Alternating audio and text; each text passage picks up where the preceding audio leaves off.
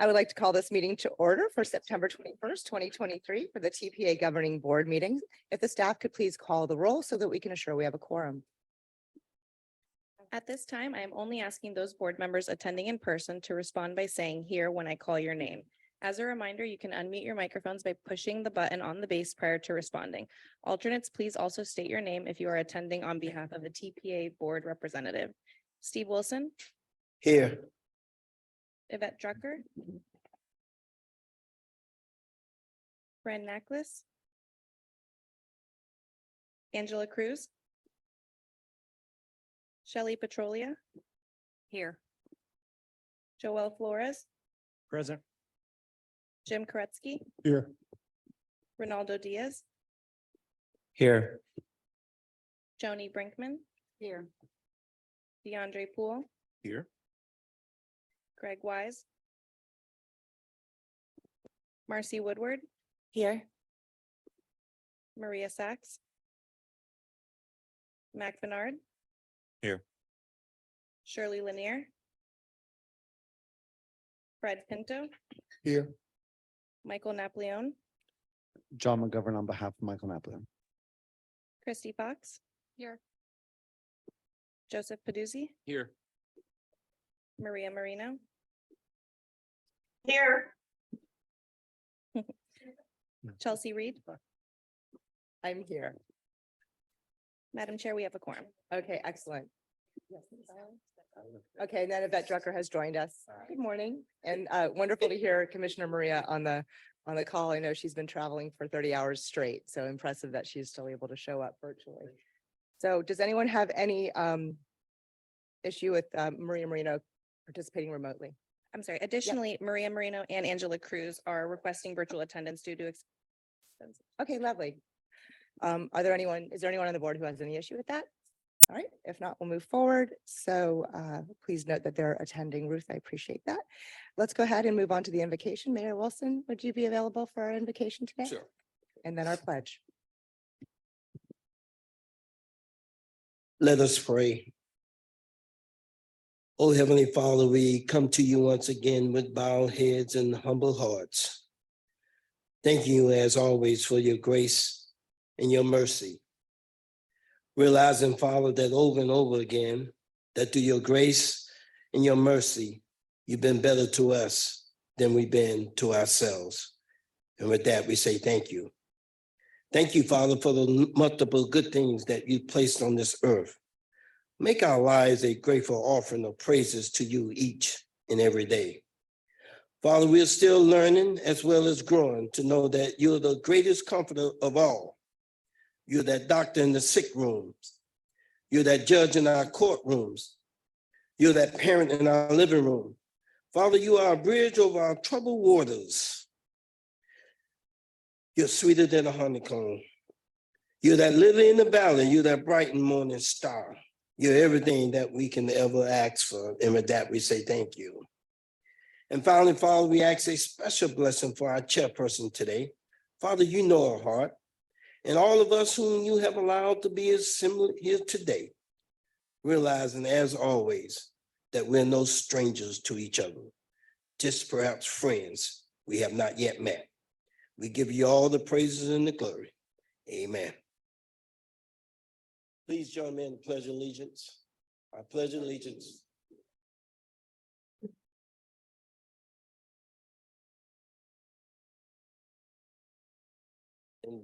With liberty and justice for all.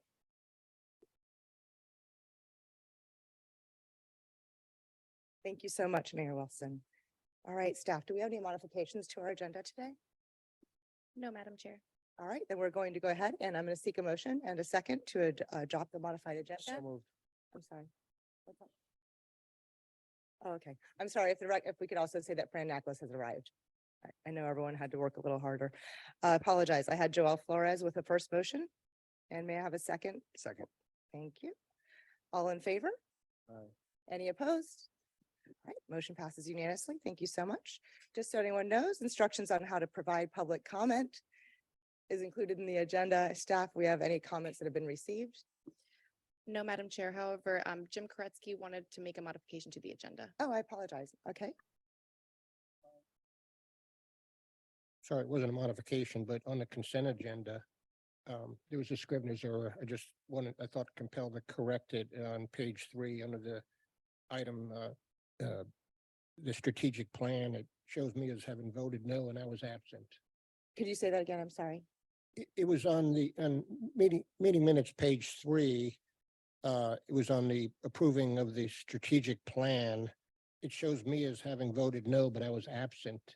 I see. So it's just a Scrivener's error. I was Okay. wondering if I even had to bring it up, but if that could be included in the motion when we adopt the consent agenda, then that corrects that error. Consider it done. All right, great. All set for that, Ruth? Okay, good. Confirming. Okay, so where we were, instructions on how to provide public comment are included in the agenda. So have we received any public comment at all today? No, Madam Chair. All right, excellent. So we're going to move along and I appreciate Mayor Koretsky just now speaking up regarding consent. Is there any other board member who would like to say anything before we begin? This is our moment for chair and member comments. Okay, yes, Mayor Koretsky. Yes, good morning. I just thought it was appropriate to share how delighted I was to attend the workshop last month. If the commission recalls, we had quite a bit of debate and discussion about the obligation to adopt some kind of performance measures. We talked about that over 2 meetings. I was pretty passionate about it, as was others. So there was a workshop, and basically FDOT came, and I was really grateful that staff had arranged that, and FDOT had actually really listened genuinely. It's really important for you to understand this, that, you know, that the influence I think ultimately you might have had.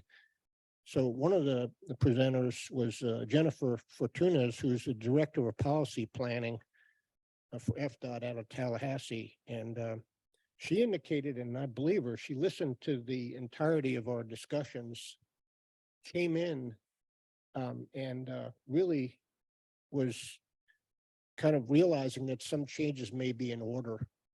And so there's very few of the board members here at the workshop, but I did want to make sure you knew that in my mind, that was success in the fact that somebody involved in policy planning actually heard us, came down to explain their process and left saying that in the next cycle, they're going to consider that. And I think one of the points in my mind that was significant is, if you remember, we were maybe being advised we had no choice but to adopt their performance metrics. And I can tell you, she now clearly understands, well, that's like a group think.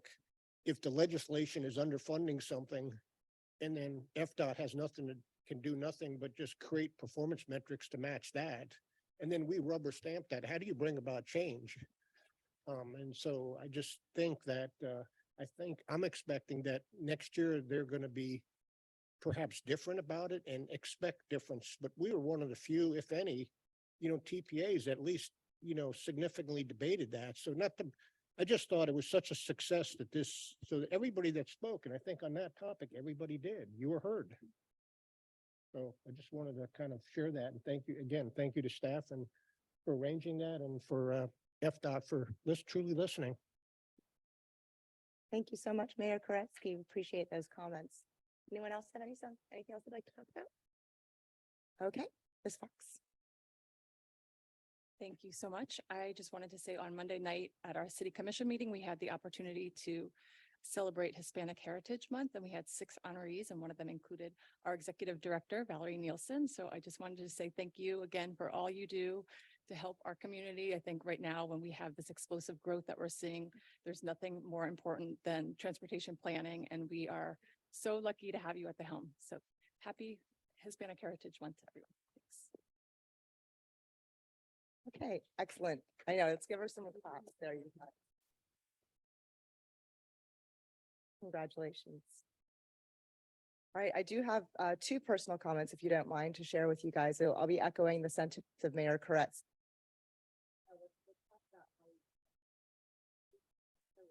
Let's talk about how we wound up having this interactive opportunity with FDOT That came from one of our board meetings, right? So we were passing these initiatives. We had a few board members who were concerned about what was involved in saying yes to that, right?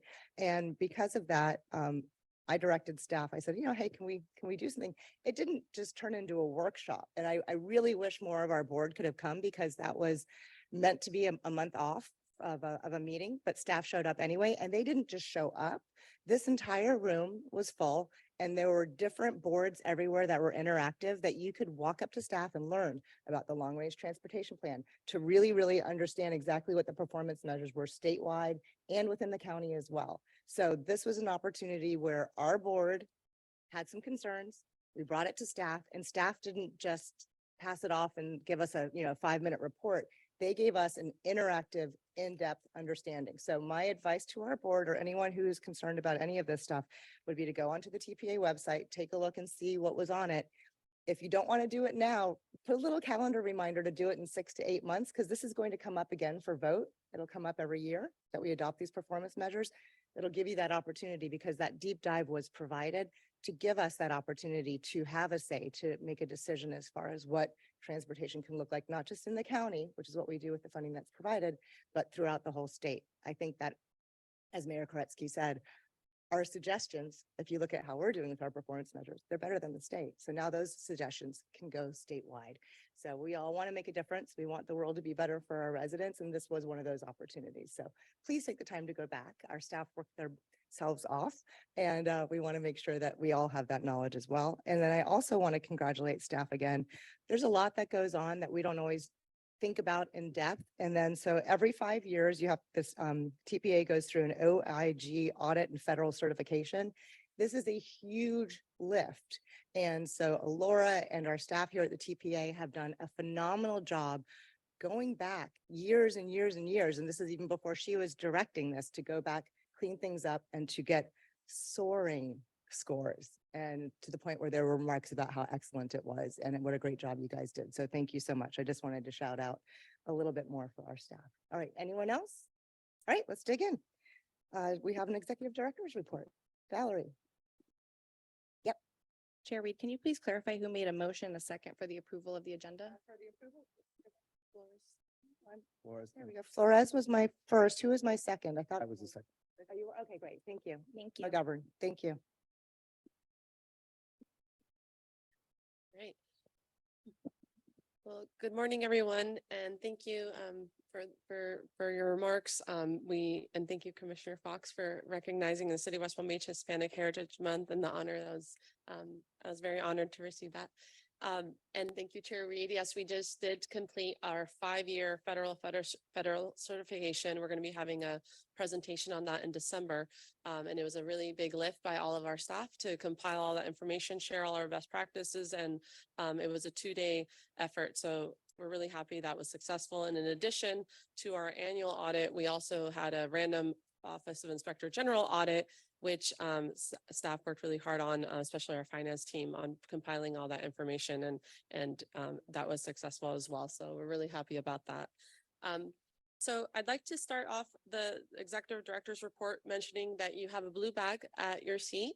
It has a couple things of the TPA, but including in the blue bag, there is a reusable water bottle. So wanted to point out that if you'd like to bring it for future meetings, we do have a refillable water bottle station right outside these doors next to the restrooms, and then also our refrigerator. So just wanted to point that out to you guys. And then I also wanted to welcome, we have 2 staff members since we last met that have joined the team. Sienna Aiken, who's our new public involvement specialist, and also Caroline Chavarria, who is our new financial accounting specialist. So just wanted to welcome them to the team. Also wanted to recognize our chair, Chair Reed, who has recently taken on state and regional leadership roles in the MPO world. So Chair Reed has been chosen as the vice chair of the Southeast Florida Transportation Council, SEFTEC, and also most recently was selected to serve on the executive committee of the statewide Metropolitan Planning Organization Advisory Council, MPOAC. So congratulations. It's wonderful to have our county, our TPA represented at those regional and statewide levels and leadership roles. So we appreciate your time and your contributions. We mentioned Mayor Koretsky. Thank you for for your comments and for coming to our workshop, and Chair Reed as well. Our performance measures workshop we held with FDOT. It was a great success. It was on August 17th. And we look forward to following up with those efforts in this next year. If anyone missed it, the recording is available on our website. I have the link here. It's our website /PM workshop. Coming up on October 4th, the first Wednesday in October, is National Walk and Roll to School Day. This is an effort that I think there's over 1,800 schools registered nationally so far, many in our county, but we want to just recognize this and encourage all of you to reach out to one of your local schools and encourage them to register, or there may be already schools you can find on the website that have already registered. So we encourage you to celebrate safe walking and biking and rolling to school, and join one of your schools for National Walk to School Day. So lots of resources at walkbiketoschool.org. Also next month is Mobility Week, October 27th through November 4th. We'll be doing a proclamation here at our board meeting. The county I know is doing one, and some of our cities are doing as well to promote alternative modes of transportation. So there's more information at this website if you'd like to participate and celebrate as well. And as part of that, staff will be leading a Mobility Week bicycle ride on Saturday, October 28th, starting here at the TPA if you'd like to register for that. We'll be hearing a little bit later on in the agenda under information items, but we have kicked off our long range transportation plan update. Happens every 5 years, looking out to 2050. And we have a survey going on, and as well as a call for projects. So please visit our website to participate in that, share with your residents, and help us get the word out. As always, we have a safety pledge. Encourage everyone, if you haven't done one, we have it on our website and also at the sign-in table. And hopefully everyone has heard, but Brightline officially begins service tomorrow to Orlando. We're really excited about that. Actually, they invited Chair Reed and myself to join for the ride to Orlando. And I think several of our board members might have been invited. They reached out to both of us just as the chair and myself for the TPA, but they may have reached out to some of the municipalities along the way to invite them. So very exciting for that statewide connection beyond just the region, but now into Central Florida. And then just a reminder, the USDOT Grant Navigator has all the grant opportunities, discretionary grants available right now for transportation. We encourage our board members to attend conferences. That we try to post upcoming transportation conferences on our website. And then lastly, if you have not registered or would like to encourage your staff to register, please sign up for our biweekly newsletter to stay in the loop of everything going on. So that completes my report. Thank you. Okay, excellent. Anyone have any questions or comments? Do we move forward? All right, let's move along to the consent agenda. So I'm going to see, does anyone have, aside from Mayor Koretsky with the Scribner's change, does anyone have anything else they'd like to change or add to our consent? All right, seeing none, I'm looking for a motion and a second to approve our consent agenda with the note for the recommendation to fix page 3 out of 6, section 2A for fiscal year 24 to amend Mayor Koretsky's vote as he was absent. So aside from that, may I get a motion and a second to approve the consent agenda? Second. I'm sorry, if you could make sure your microphone's on, that'd be great. Sorry, motion to approve as amended. Okay, and my Second. second. Okay, so we've got Petrola and Poole. All in favor, say aye, please. Aye. Any opposed? Motion passes successfully. Thank you so much, and congratulations to anyone whose name was on an advisory committee list. You are official. Moving on to our action items. So we're going to go towards our TPA fiscal year 2024 Transportation Improvement Plan. We have Andrew at the podium to present, and Andrew's our TPA Deputy Director of Programs. Thank you, Madam Chair. Good morning, everyone. So this first action item for you today is an amendment number 1 to our fiscal year 2024 to 2028 Transportation Improvement Program. So our Transportation Improvement Program is the 5-year programming of federal and state dollars towards transportation within our county. And this first amendment for you today is one that happens every year. And just to recap, what is a TIP amendment needed and what's being triggered today? It's when there's a add or a deletion of a project. So you see that today. And then also cost increases of more than 20% and $2 million. So those are 2 actions that are changing today on projects. And as a reminder, only projects that are in this amendment are impacted. So it does not, it's not a vote for the entire TIP. It's just the ones in the amendment. So the first amendment every year is what is called the roll forward, and this happens actually statewide. So products from the prior fiscal year, which was fiscal year 2023, that it is now ending. There may be products in there or phases that have not yet been obligated or spent down. The funding on that then rolls to 2024, and so that happens as a large bulk of projects statewide. What you're seeing is just those for Palm Beach County. The reason for these, it could just be ones related to maybe there's product managers who are still closing out final phases of a project, and there might be a little money on the books. So you see very small amounts for those. There's also ones that may have started late or not at all yet, and they're rolling and it'll be kicking off pretty early in fiscal year 2024. So for the roll forward products within our county, what I'm showing on the screen is a summary of our tip for fiscal year 2024 and what's in there currently, which is $965 million. What's being rolled forward, which is $122 million. And then what the new tip will show at the end, over $1 billion in fiscal year 2024. That $1 billion is out of the roughly $4.1 billion total that's in the 5 years of the tip.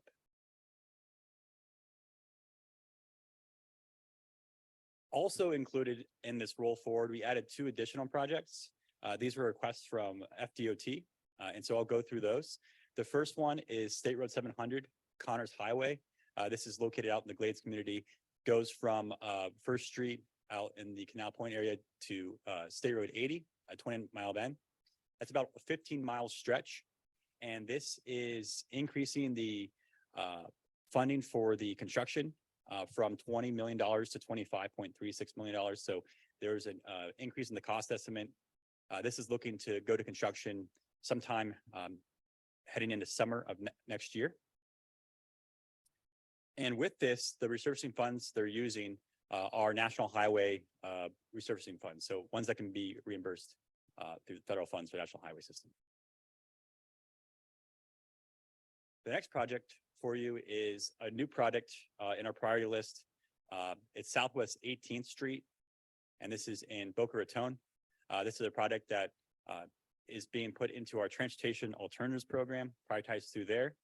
And it's looking to get construction, you'll see in the next work program draft, but they're ready to start design already for this. And so design will be done by local agencies, Boca Raton, and there's SFRTA. Anytime that a product is done with federal funds by a local agency, FDOT provides design oversight. And that's what you're seeing with this. It's just $5,000. They added to all those projects that are federally funded, that are being administered by locals. And so you're seeing the design oversight funds being added. But why it triggers an amendment is because it's a new product showing up in the first year of the tip. And even though it's only $5,000, it's still a new phase.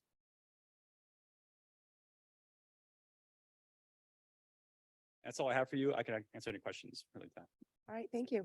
Cards up if you have a question. All right, I see Councilmember Drucker. Thank you. Thank you for the presentation. Just a comment. I just wanted to thank the TPA. This is something that was brought up to us, I believe it was a couple months ago. And also thank you to FDOT to include this because I know our residents have been looking for more shared path use. So it's just more of a thank you.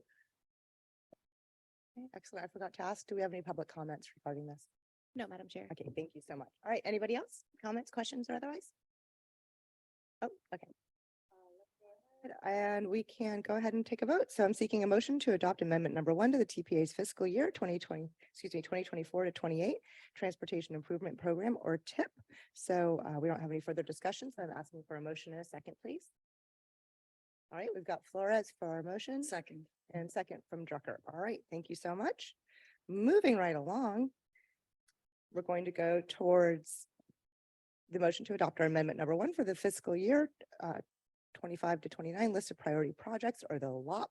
I love that. And so we have Brian Rusher, our TPA director, deputy director of multimodal. Hello. Good morning. Excuse me. We need to have We have a roll call vote for that? Yep. Oh, my apologies. All right, Ruth, can we go back? I apologize, Brian. Steve Wilson, Yes. Yvette Drucker, Yes. Fran Nacklis, Yes. Angela Cruz is absent. Shelley Petrolia, Yes. I'm sorry, Angela Cruz. Yes. Thank you. Joel Flores, Yes. Jim Koretsky, Yes. Ronaldo Diaz, Yes. Joni Brinkman, Yes. DeAndre Poole, Yes. Greg Wise is absent. Marcy Woodward, Yes. Maria Sachs is absent. Mac Bernard, Yes. Shirley Lanier is absent. Fred Pinto, Yes. Michael Napoleon's alternate, John McGovern, Yes. Christy Fox, Yes. Joseph Paduzzi, Yes. Maria Marino, Yes. Chelsea Reed. Yes, and thank you so much, Ruth. All set? Thank you. Will we be requiring a roll call vote for the next one as well? Because it's not in my notes if it is. No? All right, thank you so much. All righty. Hi, Brian. Morning. All right, let's go for it. Thank you, everybody. Brian Reesher, Deputy Director of Multimodal. Hope you all are having a great day. Here to present the list of priority projects, or LOP. I promise I won't use LOP in the presentation. Amendment number 1. So the mission of the TPA is to collaboratively plan, prioritize, and fund the transportation system. The list of priority projects is really how we go about doing that. And I'm going to describe the transportation improvement process just generally in brief, so that everyone is kind of aware of what we're amending when we talk about the list of priority projects. So on the screen, from the left to the right, you have project development at the start. This is where the project, we get a comment about it at the TPA or at your local jurisdiction. You go through conceptual development, maybe put together some preliminary project plans, and you ask the TPA to fund that project. That ask gets put onto our list of priority projects, the second step in the transportation improvement plan for us as we develop throughout the year. We just adopted this list of priority projects, but we're bringing it back for an amendment because we have received requests for additional projects to get funding. Projects are not actually funded until they are included in the final step on the screen, the Transportation Improvement Program. And you get a preview of the transportation improvement through what we call the draft tentative work program, typically released in October through December. So the amendment to the list of priority projects generally is our signal that we would like to fund these projects in this order and in this priority. For consideration today is the re-inclusion of one project, which I'll describe on the next slide, and then 2 additional projects into a different funding program that the state of Florida has created a few years ago that we'll be seeking funds for. The first project is US 1 from North Lake Boulevard to Parker Bridge. So for those of you who have been on this board for some time or have really taken a deep dive into our 561 corridors, the US 1 multimodal corridor study was completed in 2016 and identified a series of tier 1 projects for FDOT and for local municipalities to consider. One of which was this one. From North Lake Boulevard to Parker Bridge, there is a 6-lane configuration, which really isn't warranted. This concept for lane repurposing to 4 lanes was already approved by the municipality, by the FDOT local district, and by the DOT central office in Tallahassee. What the lane repurposing would do is essentially repurpose the outside lane into additional green space, a shared use path, and a dedicated bicycle lane. The nice thing about the lane repurposing from 6 to 4 is that on either end of the project is already 4 lanes. And there are complementary land uses that are being sought out by the village of North Palm Beach to complement this complete streets project. So when we think about what we could push for as a TPA and our vision and our mission, this is really emblematic of that. And it is a nice re-inclusion into the priority list as it was before, 17-1F, as this project is now ready and has received all of the approvals we've discussed previously. Now, the second category of projects, this is very exciting. So the state of Florida has created a program called the Sun Trails Program, Shared Use Non-Motorized Trail Network. This is a statewide network of regionally significant trails, or at least of state significance. An example of this, probably the best example we have locally, is the Lake Okeechobee Scenic Trail, the Lost Trail. It's a 110-mile trail network around Lake Okeechobee. That is significant for the entire state. The goal there is to put a shared use path of at least 12-foot width along the entirety of the rim of the lake so that you could do 110 miles completely separated from traffic on on this trail network, and the state has put funds available to this program for that. There are some requirements that are put forth by the state, specifically that you have to coordinate with your neighbors. So because there are state and regionally significant trails, you'll see that, you know, this runs throughout all of our communities. And what we need to do is we're making sure that we're coordinating between, you know, Palm Beach Gardens, Jupiter, North Palm Beach, for example, if we want to shift that network. This network requires interlocal coordination. It also requires a maintenance obligation. So FDOT requires entities who are applicants to this program to take on the maintenance of whatever is built, whether it be bridges, shared use paths, etc. So getting into the projects that have been received by the TPA.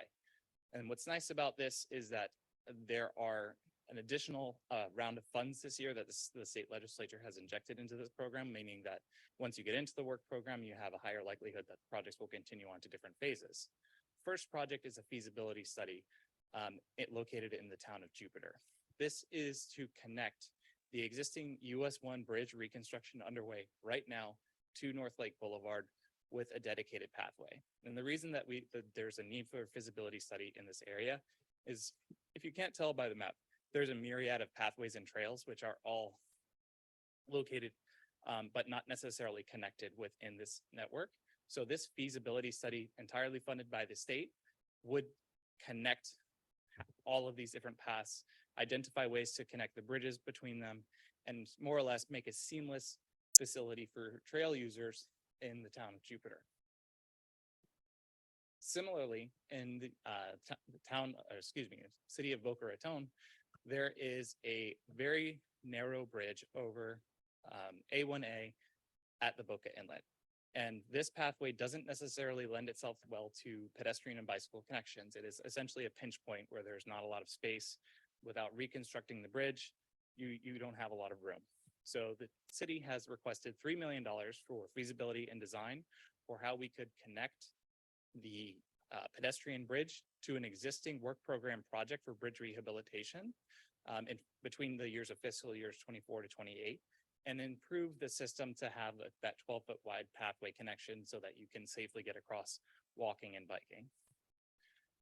Very brief, we are anticipating additional projects in the coming months. As I said before, there is an injection of state funds into this program in the coming years, which is separate from the TPA funding.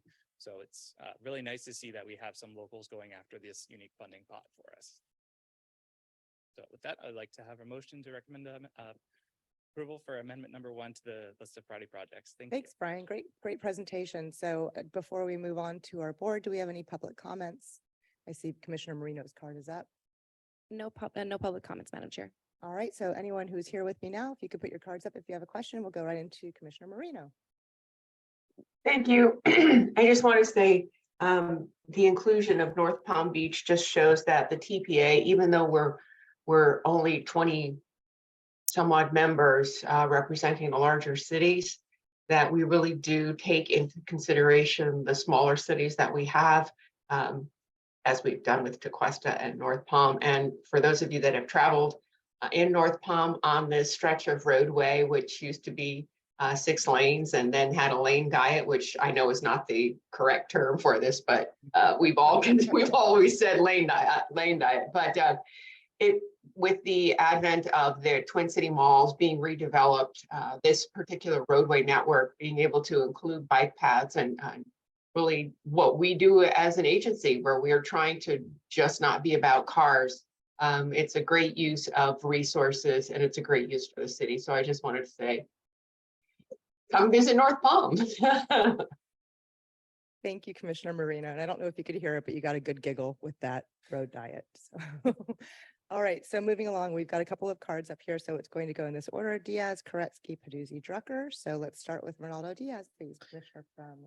Yeah, so that first map that you showed, it had a red line kind of north of the L8 Canal. Is that the Ocean to Lake hiking trail? Yes, that is the Ocean to Lake hiking trail. Yeah. Is included for potential funding in the future. However, it's unlikely that it would likely hit the design criteria for being a paved path. Mhm. If there are instances where there are crossings of key roadways, that's where the eligibility might come into play, because there are certain sections of hiking trails which would need to be paved and designed appropriately when you start to have those interactions. So it's one of the reasons that's included on the state. If we could pull up the presentation just to.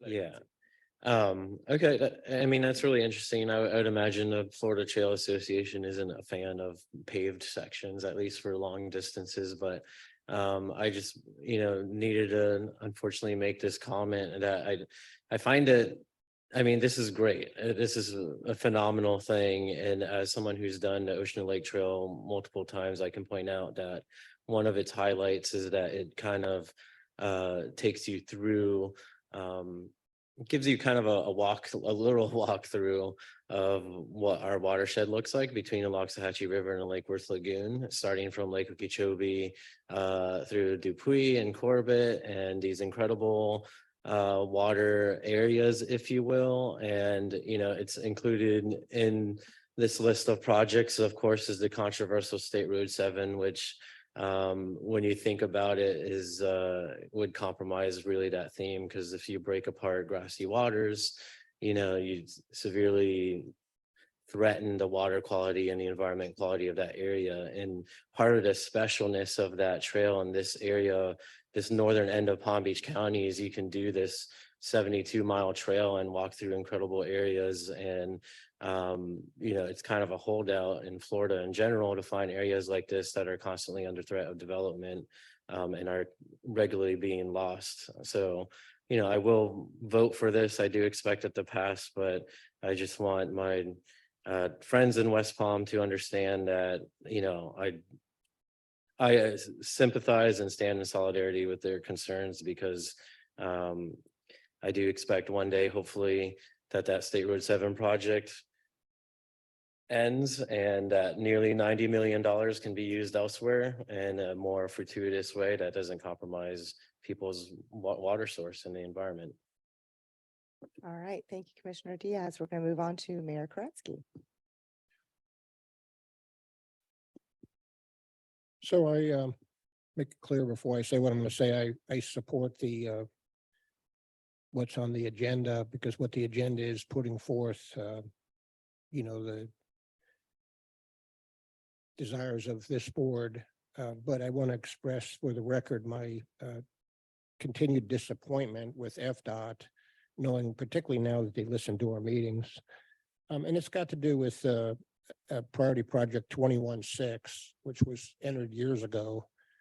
And it's talking about Indian Town Road at Central Boulevard. And it's funding we sought to do an PD&E study to evaluate congestion mitigation alternatives, which FDOT themselves knows needs to be done. And yet year after year, they choose not to fund it. What's really most, interesting about this is, number one, I'll say, the county 15 years ago had a comp plan that required corridor master plans be done. One was done for Indian Town Road because it was one, I think there was 3 corridor master plans, and it was recognized that there was some significant congestion issues. So fast forward to 2019, and I just got this a couple of months back from FDOT that in June of 2019, FDOT District 4 completed a Palm Beach County congestion assessment study. And on page 9 of that report, in table 3, they list State Road 706 from Central Boulevard to Center Street as was designated as prioritization rank 1 because it was the most congested roadway in the county, state roadway. They then continued and did an evaluation of what's needed. They came up with a conceptual design, came up with the funding requirements, and did a cost benefit analysis proving it's a worthwhile project to do to relieve congestion. Complication about, and it's really a segment of the roadway. And this is something I've long known about. So you would think, gee, this is good news here. Then since we put this in the priority plan and they indicate they haven't funded it, they in fact proceeded to look at an alternative, which they conclude would be better to remove congestion. So I'm just totally flabbergasted that we have an agency here, and that's why my issue is about the performance metrics, that their own performance metrics say, hey, this is a congested area. It was rated number one. They've studied it. They know how much it would cost to fix it. I don't know why that's not being put in the budget plan, but you know, it's like, so 2019, they identified it. This budget cycle, we're going out to 2029 and they won't even fund an additional study that they recommended. How many decades go by before FDOT decides to act on something they themselves indicated was a priority and cost beneficially justified? I apologize for my frustration, but they won't answer that. So I just want to say it does, you know, it's on the priority list. Thank you, board, for keeping it there. But that's why I'm hoping that they reevaluate the performance metrics because they're apparently not using their process, if you will. Anyway, again, I support the item, but I'd be remiss not to bring that up. And hopefully that's going to be added on our list, the next agenda item. Thank you very much, Mayor Koretsky. We'll move on to Commissioner Paduzzi, please. Oh, is your card down or? My oh, card's down. You're down now. Thank you. Okay, I apologize. Then to Councilmember Drucker. Thank you. Thank you, Brian. Again, more of a comment. Thank you for working with our staff. We got a report on this last week.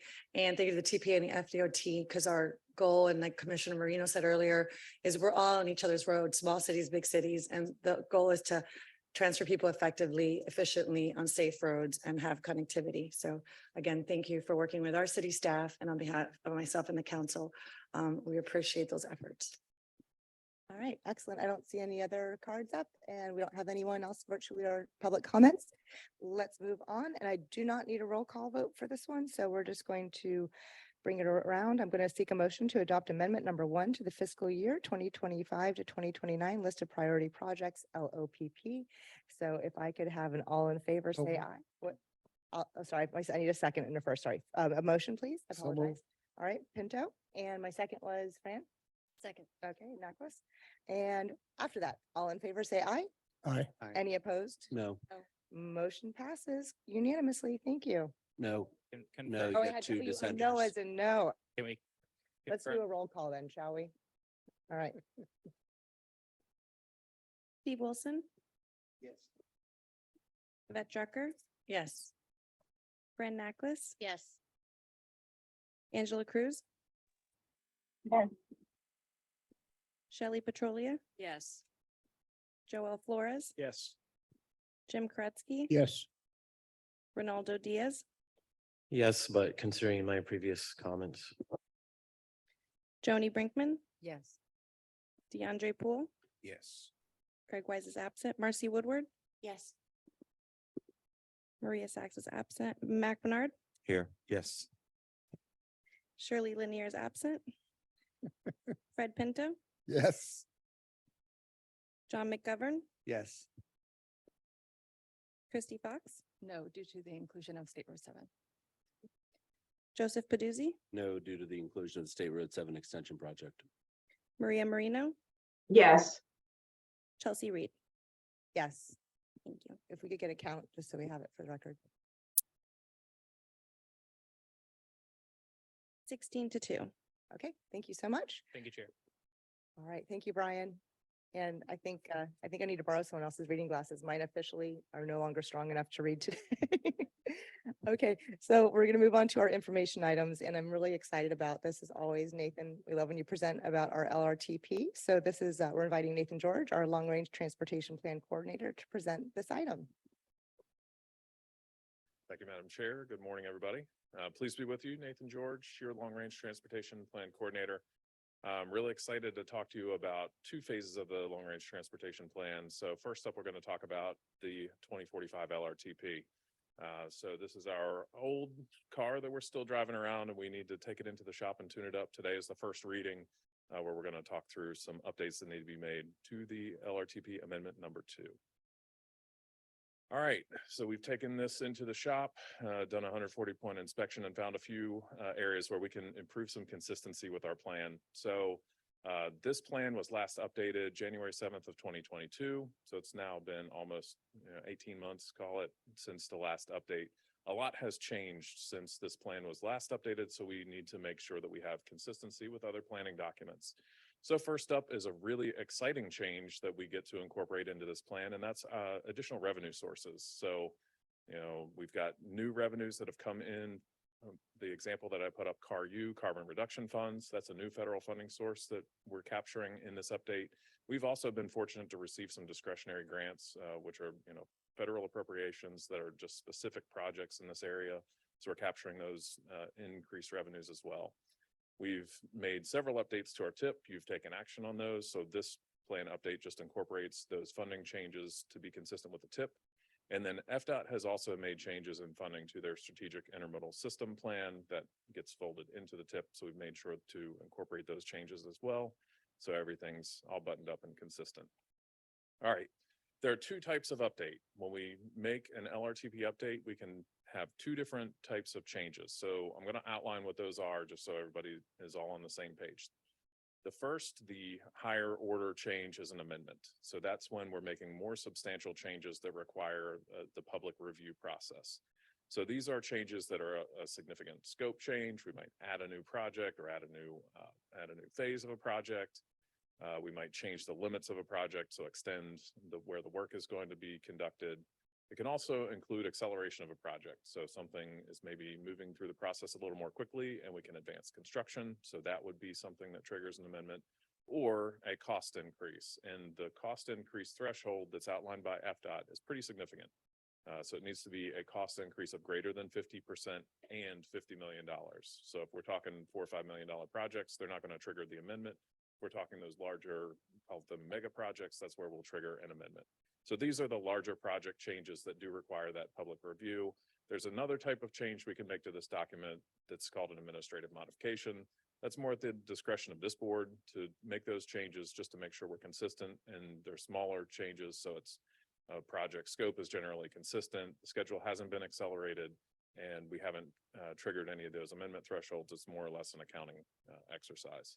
As you see here, table 20, revenue forecast, that demonstrates these new funding sources, and then all of these changes we're showing in that funding table revenue forecasts are just administrative modifications.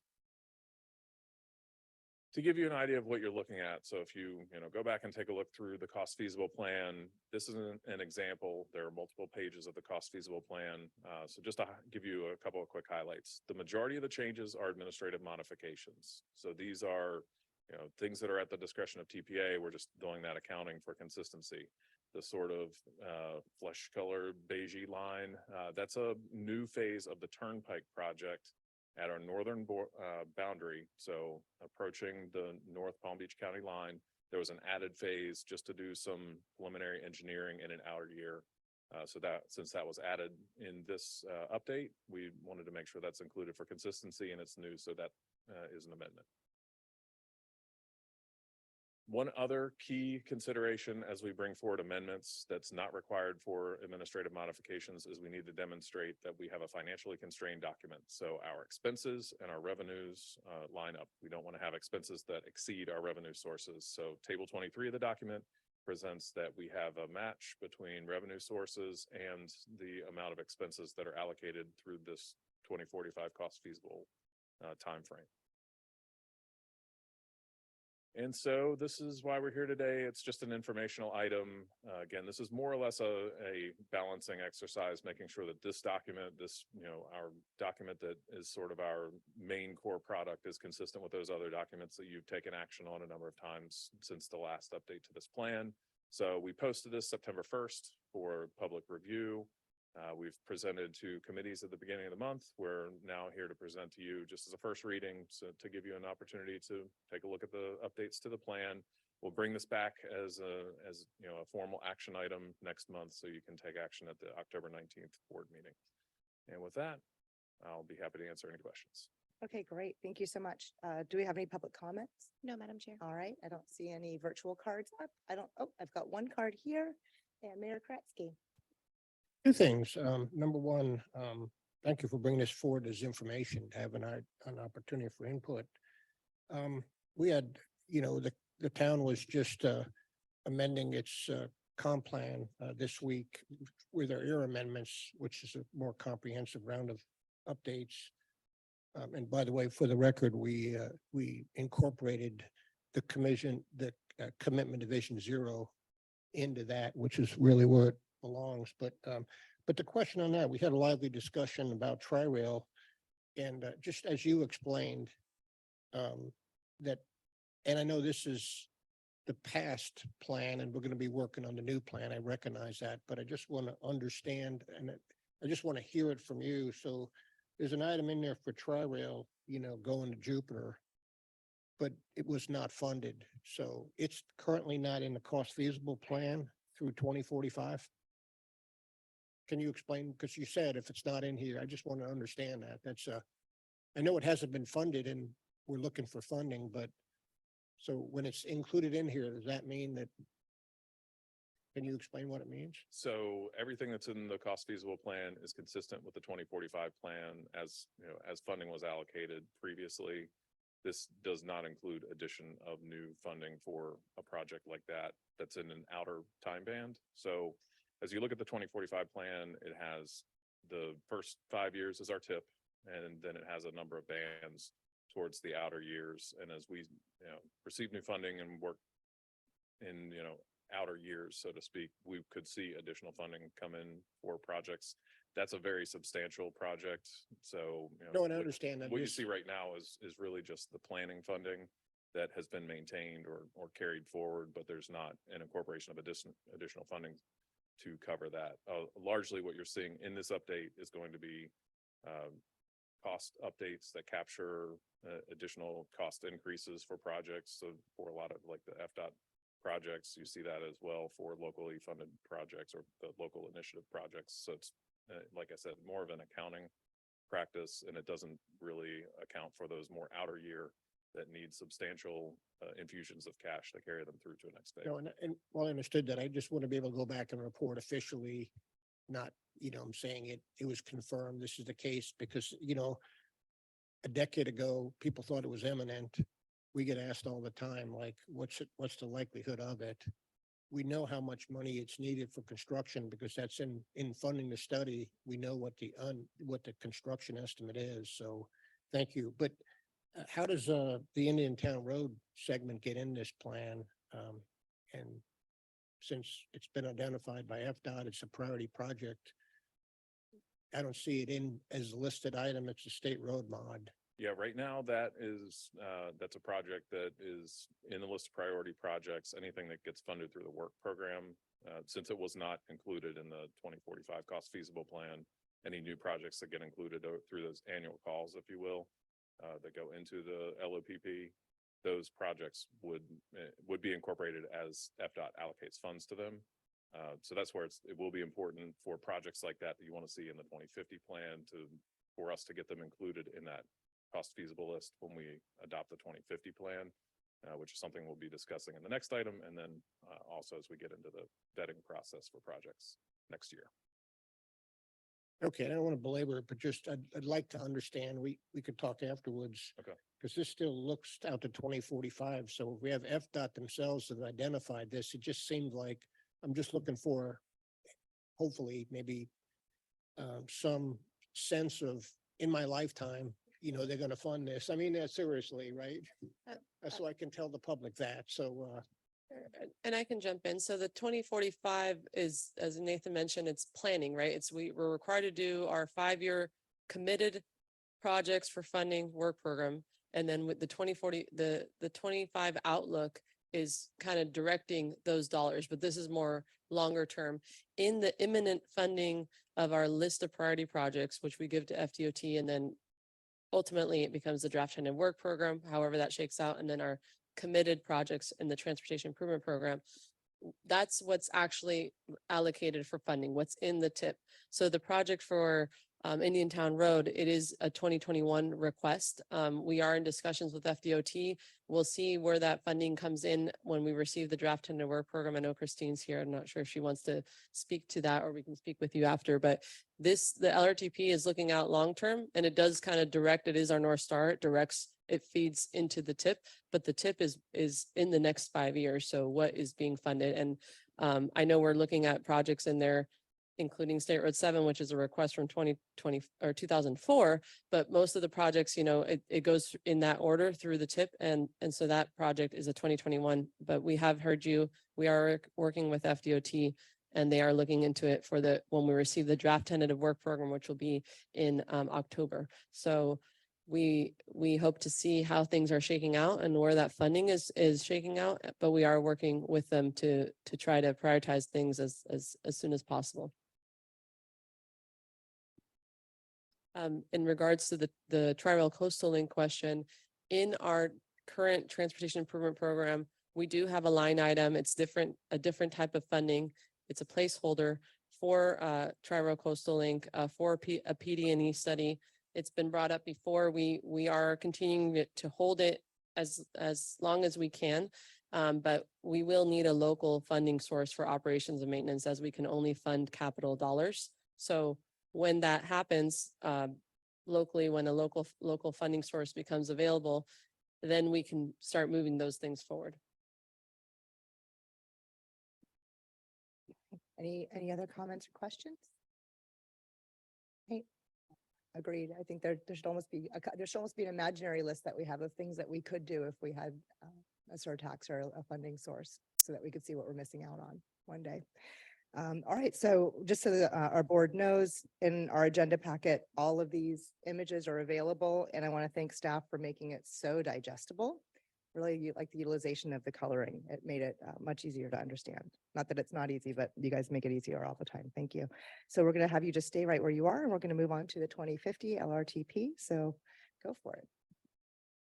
All right, thank you, Madam Chair. So that was the old car that we're keeping it moving. Now we're going to build the shiny new thing, the 2050 plan. So Vision 2050, we're here just to give you a brief update on the call for projects is exactly what we were just talking about, getting those new projects funded, and also give you some updates on our public engagement activities.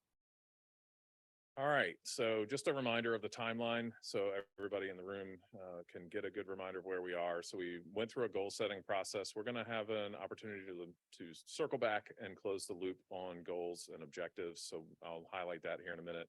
Right now we're in the call for projects phase. So this is the really exciting part of the process. We need to hear ideas and get those new project ideas funded.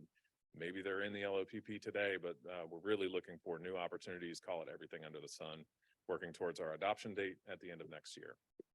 Public engagement. So we're really excited to have completed our statistically significant survey. The data for that was conducted early in August, and then we've had our follow-up meetings with the consultant team. They're working on getting documentation of the results of that study. So we've had some briefings and have some takeaways, but we're still looking to get some additional information from them. A copy of that survey is posted on our website. We've been pushing it out and getting a lot of positive response. Yesterday, we were up to just under 200 responses so far, so we're doing really well. So that's a good opportunity for folks to engage. So that's posted on our LRTP page. We're working on some additional tools. Really excited to say that as of yesterday, we're working towards getting the comment map as sort of this opposite side of the call for projects. The public will have an opportunity to submit their comments in the comment map. We've reformatted that data so it will be a little bit more informative as we go through the needs analysis. So I would encourage everybody around the table to encourage your residents, encourage your staff. About anybody else, submitting on the call for projects, exhausted, to period. submit comments on that comment map. I'm finding it Really hard to helpful even keep my information eyes as we open, go through period. that.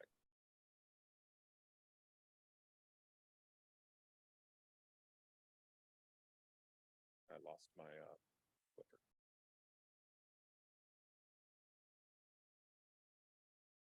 There we go.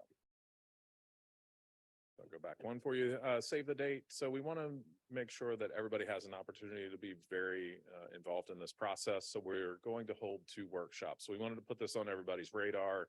We'll start circulating out the notices and help people get signed up. But 2 LRTP specific workshops that we're going to hold in November just before the holidays. So November 14th, 3:30 to 4:30 in the afternoon. That's a Tuesday. We're going to hold a 1-hour virtual workshop. This will just give folks who can't come into our office the opportunity that they can engage with us in a virtual format. And then November 16th, which is a Thursday from 9 to 11, it would typically be our board meeting date. So that'll be an opportunity for folks to come in and meet with us in person. We'll talk through the goals and objectives and hopefully highlight some really important takeaways that will inform this process. So just put those dates on your calendar and try and attend. We'd certainly want to see a lot of representation, board and committee members. The call for projects is live. So this is the most important part of the process, in my view, getting the ideas out that we want to see funded in the next plan. So we've made it as easy as we possibly can. You can submit from your cell phone if you are so inclined, but basically we want folks to go review the application, start assembling your project details, try to make it as easy as possible for folks to submit. Anybody who has questions can contact me. We'll set up meetings and make sure that everything that any answers that we need to give you, we give you. This survey is available through November 3rd, and I've been reaching out to all of our localities to try and set up meetings and meet with your staff. I would certainly encourage everybody to be proactive and try and get us those ideas. We have made it literally as easy as possible. It could be a napkin sketch. Give us anything that you've got. So Call for Projects is the URL on our webpage, but if you go to the LRTP page, you'll see a link to take you to that. More details are available on both the public engagement and on the Call for Projects at our LRTP page. And folks can use Calendly. It's a way that they can see my calendar and schedule an appointment with me without even having to do the email exchange. What's your availability? So that's a good way to schedule meetings. I have 30-minute and hour blocks available for folks on Calendly, or email and phone calls work as well. So I've had a couple of those. So certainly encourage everybody to be engaged in that process. We'll have a lot more public engagement. And also want to highlight, we want to get out and meet with your boards, your councils. So if you would like a briefing, please let us know and we'll come out and give you a quick presentation. We've got the slide deck just about tweaked and ready to go. So we'll be happy to come and brief your decision-making bodies about what we're trying to do with this LRTP. With that, I'm finished. All right, let's see. Do we have any public comments? No, Madam Chair. And no one virtual either. All right, how about anyone here with me? I see one card so far. Okay, Mayor Koretsky. Just for clarity, exciting when we get to this point in the next long-term plan. Is the county, I would hope, is in fact participating in that. And I say that because a shout out to the county engineer is, they work phenomenally, at least in North County, on identifying projects. So I know normally this is from TPA, it's the state projects and what have you, but in the last long-term plan, the county very much participated. And then we included their projects, as all of us are affected by county roadways. Again, I just wanted to make sure for the record that they were full participants in that because we benefit from that. Yeah, for the record, the county is invited, as are every locality. So anybody who owns or maintains a transportation facility, that also includes our stakeholders. So Palm Tran, which is a county agency, but everybody who has transportation facilities who's eligible to receive federal funding is invited to participate in the Call for Projects. And we encourage ideas from everybody. So even if it's not your road, we want to hear what transportation enhancements would benefit the region. So that could include an idea that a municipality has on somebody else's road, if they're eligible to receive those funds. Right, but the difference was in the county's participation, they bring the county funding, knowing, so, they're not, they will also want, state and funding and such, but they bring the county funding, which was what was phenomenal. It was a more comprehensive long-term plan process that if you were here last time, you would know, but we need to do that again. Yeah, we're actively engaged with the county. So thanks. So I see Commissioner Diaz has a card up. It might be a little early to ask this question, so feel free to not have an answer, but when it comes to the survey, I'm just curious, like, are there preliminary things that are standing out? Are people talking about like the, exponential increase on e-bikes, for example, and things like that we inevitably have to address? Yeah, I don't have a lot that I can share from the study because I've got so much other stuff in my mind trying to get through this process. But a few of the takeaways that we heard, one of the biggest challenges that folks shared, as all of us would expect, is that traffic congestion is a challenge in our region. And of course, it's a challenge. To balance that out, one of the other key takeaways was that options was really important to folks. So like what are other ways that we could get around? So it sort of balances out, like, how can we mitigate congestion? Maybe we have better transportation options. So that was one of the takeaways that we had, but there's a lot more that the consultant team's working on. One thing you'll see as we get out and talk with the community and start getting into the presentations, a big theme that we're going to build into that dialogue is that quality of life was a really important variable. So as we think about, what do we all love about this place? Palm Beach County is a great place to live. It's attracted a lot of people. And so trying to maintain that quality of life through transportation investments and through, the types of tools that will maintain the quality of life we've all experienced into the future is one of the very important considerations as we think about how to make investments looking ahead to 2050. Thank you. I mean, it's really exciting because I do feel or have sensed a shift on social media and public elsewhere. There's kind of a major shift in perspective. And I even, kind of noticed it this morning when many board members are complaining about their traffic woes. This morning, I took PalmTran and just cruised right through. So I did not notice any traffic woes. So shout out to PalmTran. Excellent. Anybody else? No, I love hearing about the PalmTran time. Valerie, do you have anything you want to add? Yeah, just thank you, Nathan, for your presentation. I do want to reiterate, if anyone would like a presentation to their councils, to their commissions about this to help spread the word, we do want as much engagement and involvement in this process. And we are making a specific point. We not only have monthly coordination meetings with county engineering, but we're also setting up meetings with them specifically throughout the process to make sure we're including and aligning with them as much as possible and so that it's not more of a last minute thing like it was last time. So we are working very closely with PalmTran and with county engineering as well as all of our local municipalities. So Thank you, Nathan. I'm so excited about it this year. I feel like you're going to get great community support as well as all 39 municipalities involved. I know your outreach started 6 months ago, even more. So it's great to see it. Again, I encourage all of us that are a municipality to put our projects in. Sounds like the county is already on it, and this is our wish list, right? This could be our wish list. So I do have one quick question. So I know that I share the transportation comment map a lot with our residents because they do see things and then they hopefully report them.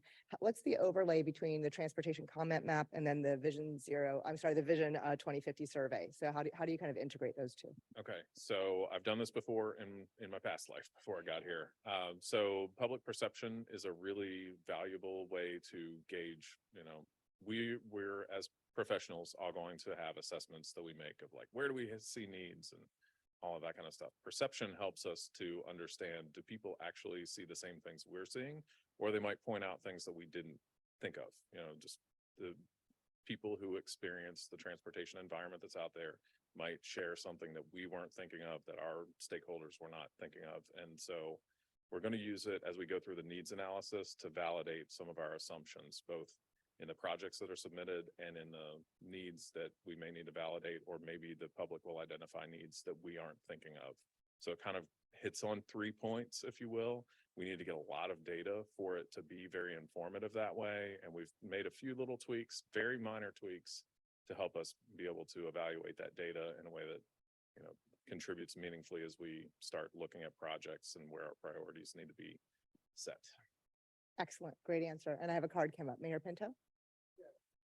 Yes, a part of the study and information gathering you're doing is, do you believe it's going to give us a better perspective on what we need to do in terms of our vision in the future for our public transportation network? Beyond PalmTran, so to speak.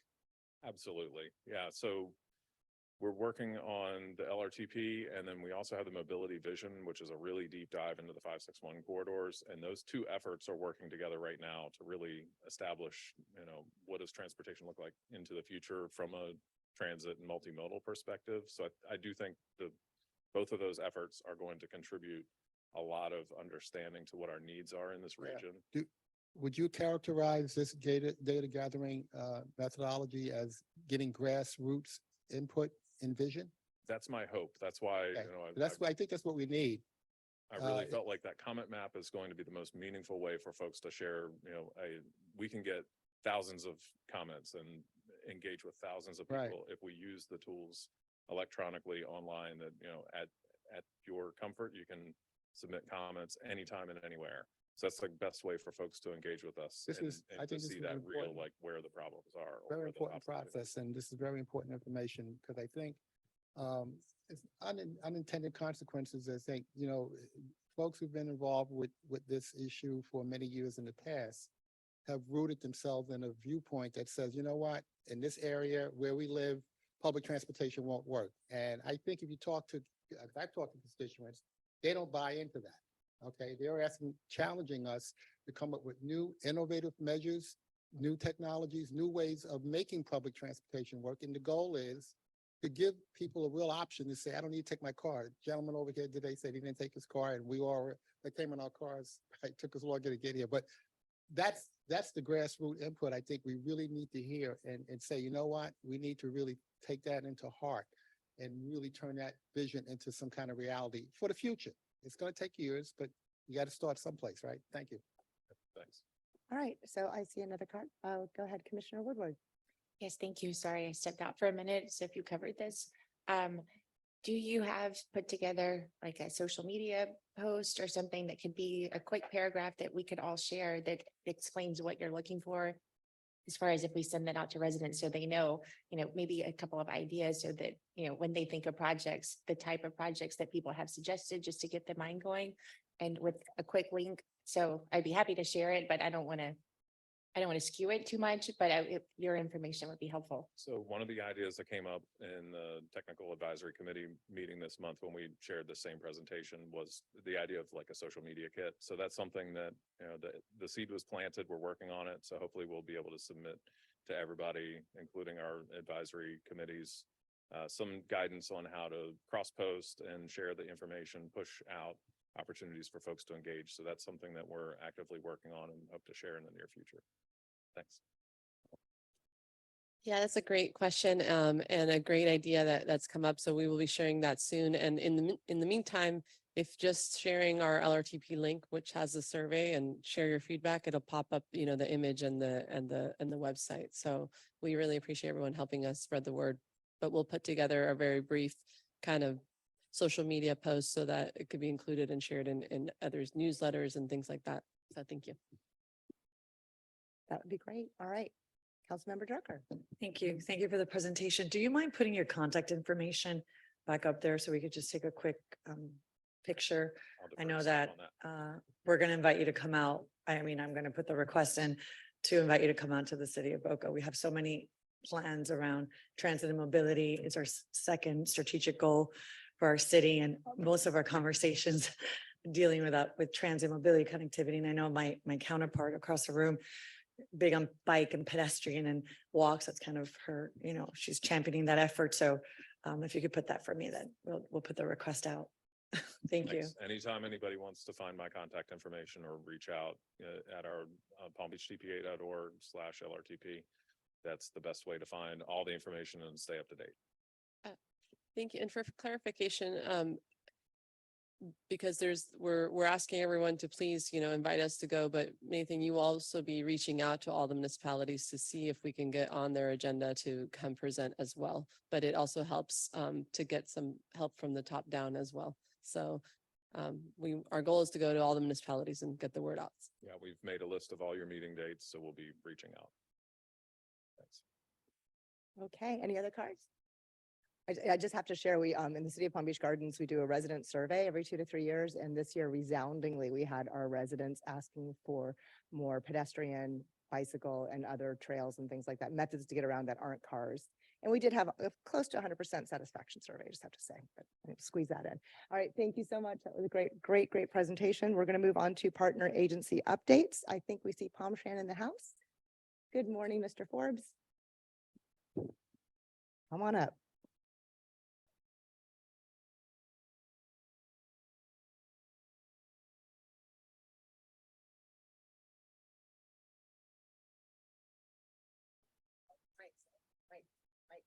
Oops, sorry.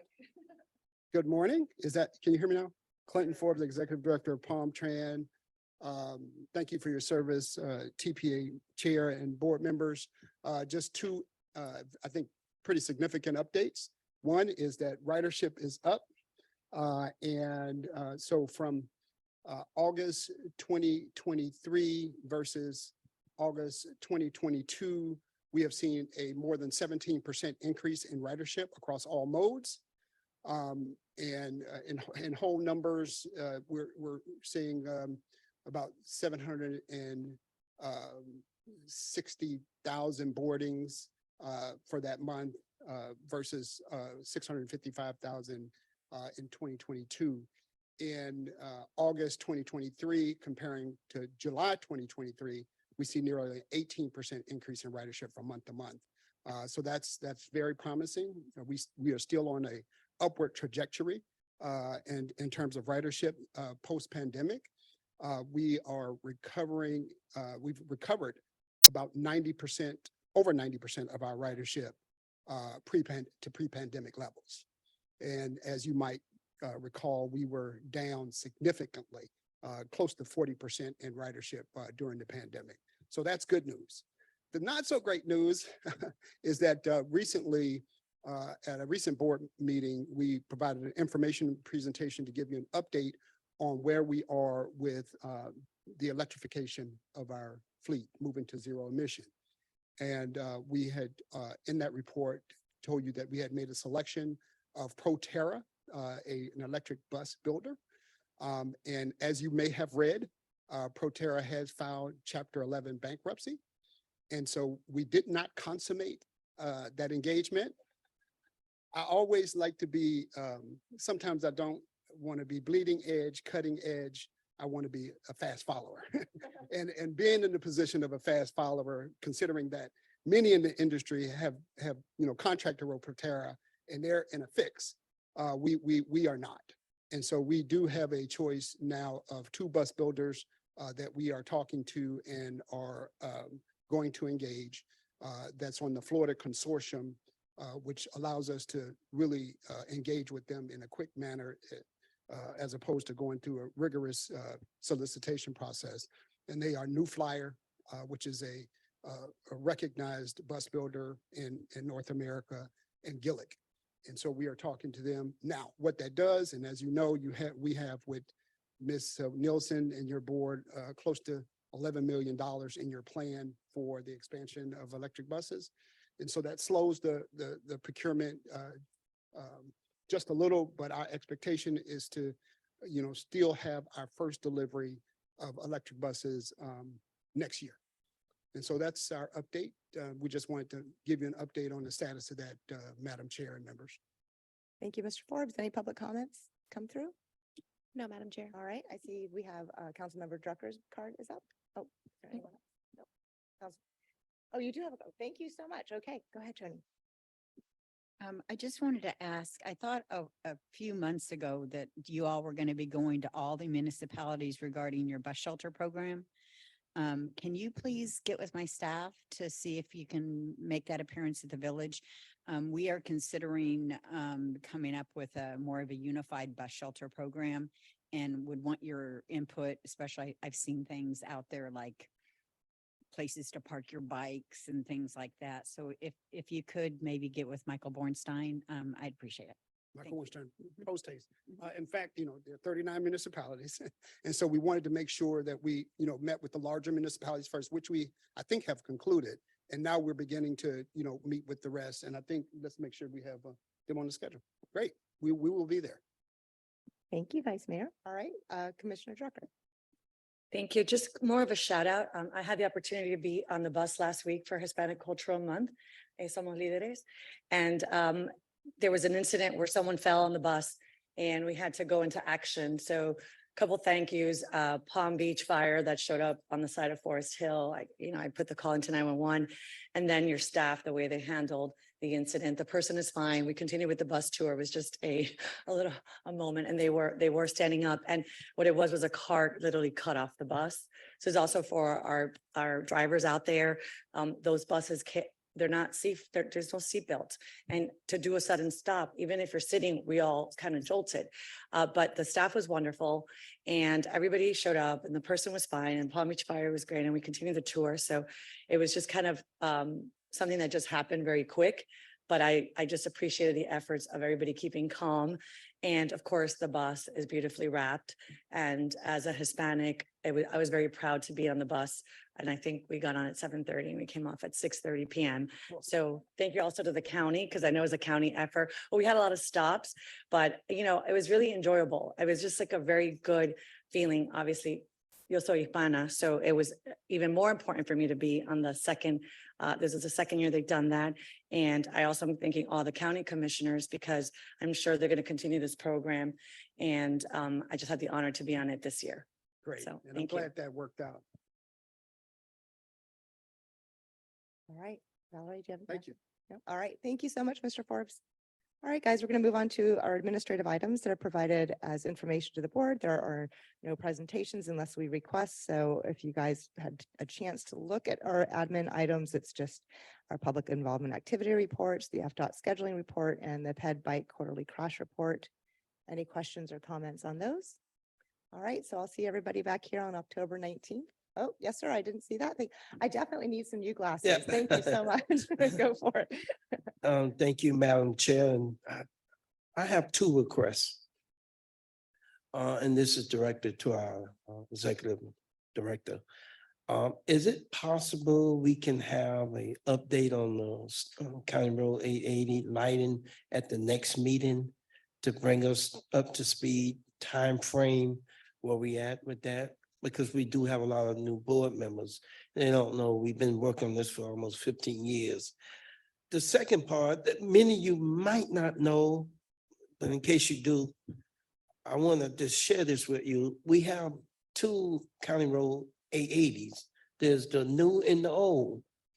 And most of us travel on the new 80, formerly designated from the state, but now County Road 880. And thank you guys for taking on that task.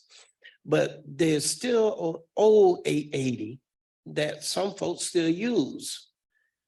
And I don't know if you've driven on that road recently, but it's like a roller coaster. It's very dangerous because you have a major canal on one side, then you have the canal banks on the other side. And I'm telling you guys, and I'm guilty for it as well, because I'm traveling on the new 80.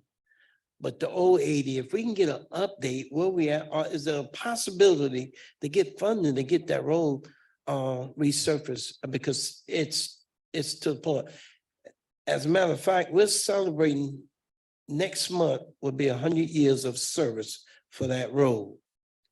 The first vehicle that driven by that road was in 1923. So I'm a dinosaur here, but I'm telling you guys, because we're so spoiled using the new 80, we got to do something about the old 80 as well. Okay. Thank you, sir. Thank you so much. I have a couple other cards. We have Councilmember Drucker. Sorry, I should have done this at Commissioner's report. This is just more of an administrative for everybody that's here, so it'll save me the emails. On our agenda for next week, we'll have the interlocal agreement to extend the contract with the TPA for 5 years. So that's coming before the council on Wednesday. Usually we have our meetings on Tuesday, but because of the Jewish holiday, we're doing Tuesday, Wednesday. So that'll be approved. So I just wanted to give that, and that's resolution 101-2023. So thank you. Good point. We just passed that at our city council meeting. Yeah, Tuesday night. All the nights are all over the place now, right? All right. Any other cards? Any other comments before we close up shop for the day? No? All right. So again, our next meeting is going to be, I always have to look one more time. No more cards. They keep popping up last minute. Okay, we're good. Next meeting is October 19th, 2023. I will look forward to seeing everyone here then. And with that, this meeting is adjourned.